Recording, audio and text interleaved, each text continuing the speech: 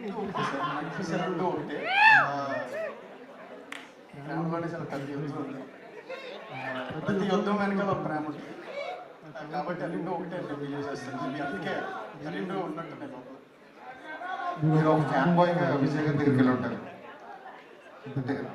First sitting Vijay గారితో కథ చెప్పినప్పుడు, కథ అయిపోయిన తర్వాత ఆయన ఫస్ట్ ఫీలింగ్, ఫస్ట్ ఆయన చెప్పిన మాట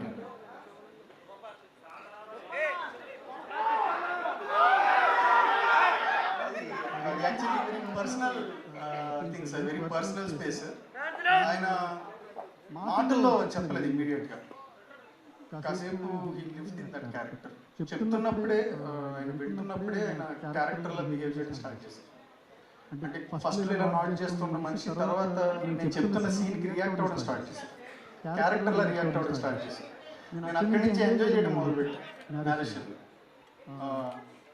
ముందు కొంచెం నాకు నెమ్మదిగా స్టార్ట్ అయినా కానీ ఆయన ఎంజాయ్ చేసే తీరికి నాలో ఎనర్జీ పెరిగింది. కొంచెం నేరేషన్ కొంచెం బెటర్ అయింది. అంతా అయిన తర్వాత కాసేపు ఆయన సైలెంట్ ఉన్నారు. ఆ తర్వాత చాలాసేపు మాట్లాడుకున్నాం కానీ but I enjoy that silence. ఆ కాసేపు ఆ సైలెన్స్లో నేను నాకు కావాల్సిన మాటలు ఎత్తుకున్నాను. ఇప్పుడు రౌడీ జనార్దన్ అన్నది ఇప్పటివరకు దాచగలిగేది కానీ ఇదివరకే ఆ టైటిల్ బయటకు వచ్చేసింది. అలా బయటకు వచ్చేసిన తర్వాత ఫ్రెష్ మూమెంట్ మనం ఇవ్వలేకపోతున్నాం ఫ్యాన్స్కి అన్న బాధ ఏమైనా ఉండేదా అప్పట్లో?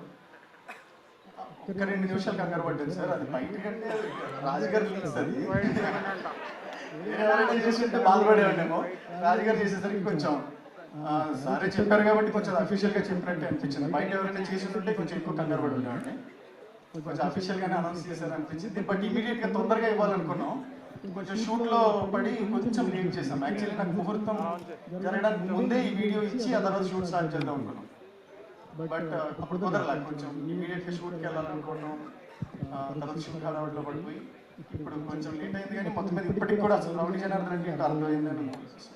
విజయ్ దేవరకొండ ఆయన నోట్లోంచి ఈస్ట్ గోదావరి స్లాంగ్ వస్తున్నప్పుడు ఫస్ట్ విజువల్ మీ కళలో పడి ఉంటుంది.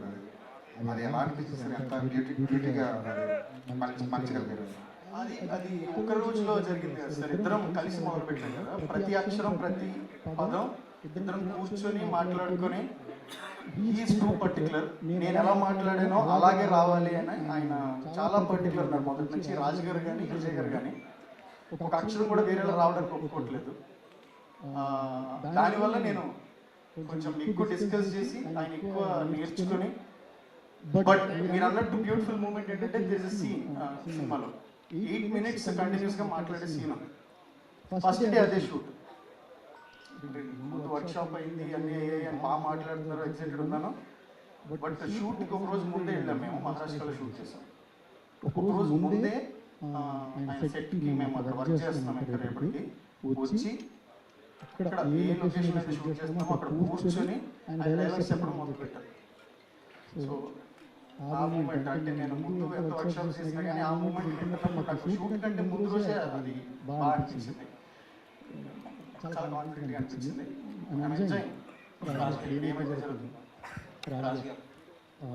అంటే ఇందాక మీరు అన్నారు కదా ట్రెండ్ ఫాలో అవ్వాల్సిందే మేము తప్పదని చెప్పి. సో వైరల్స్ గురించి